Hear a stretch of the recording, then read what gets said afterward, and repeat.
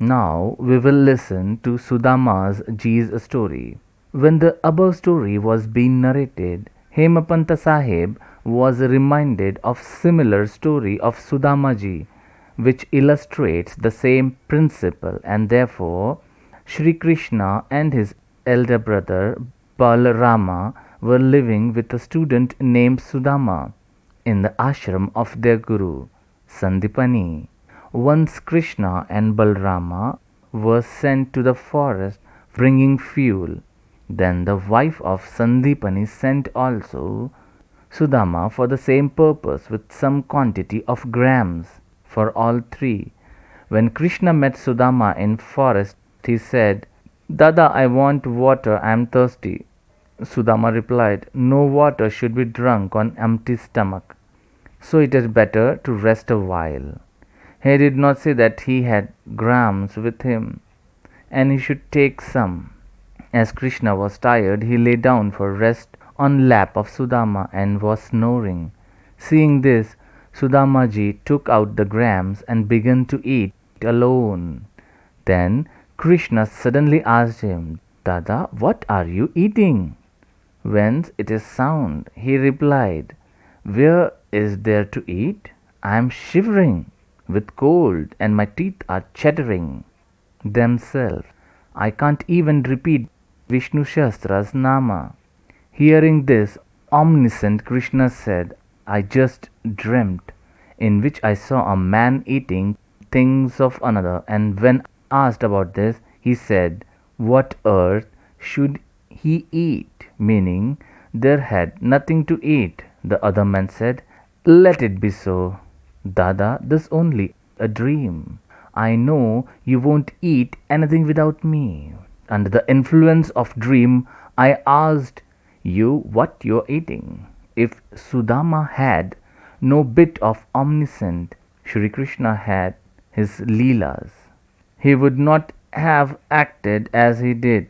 Therefore, he had to suffer for what he thought he is a clum of Shri Krishna. He had to pass the later life in utter poverty. But when he later offered Krishna a handful of parched rice, owned by his wife and her own labor, Krishna was pleased and gave him a golden city to enjoy. This story should be remembered by those who have the habit of eating alone. The Shruti was also emphasized this lesson and asked to offer things first to God and then it should be enjoyed by the renounced. Now we will read the story of Anna Chinchanikar versus Mavsbai Amma. Hemapanta now describes another witty incident in which Baba played a peacemaker. The story starts there was a devotee named Damodar Ghanshyam Babre alias Anna Chinchaikar. He was simple, rough and straightforward.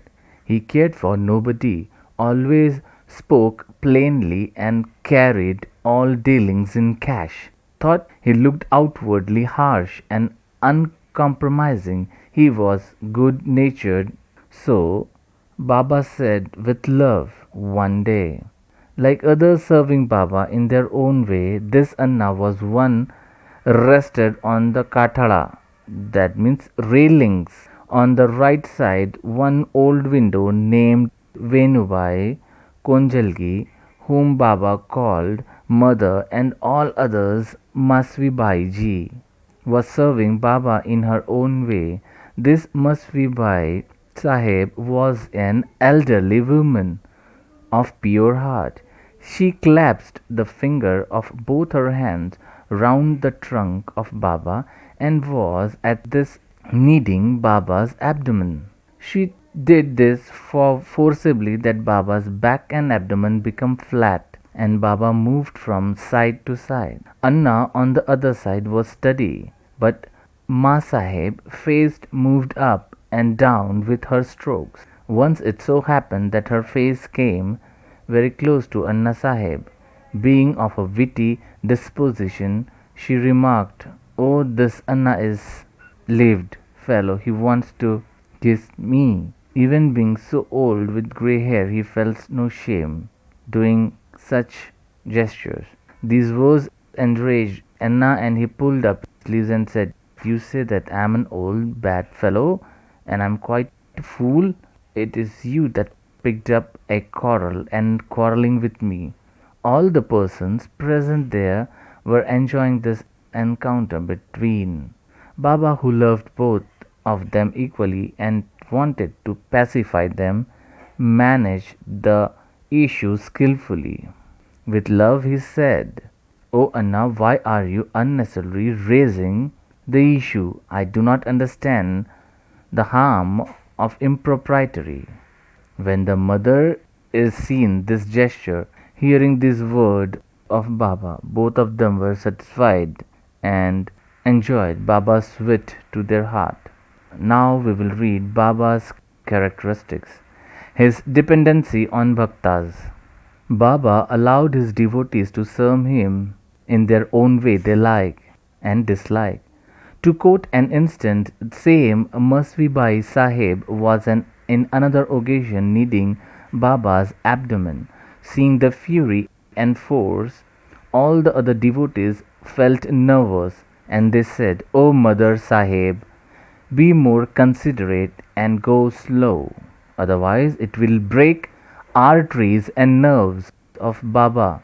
At this, Baba got up and once from his seat dashed his satka on the ground.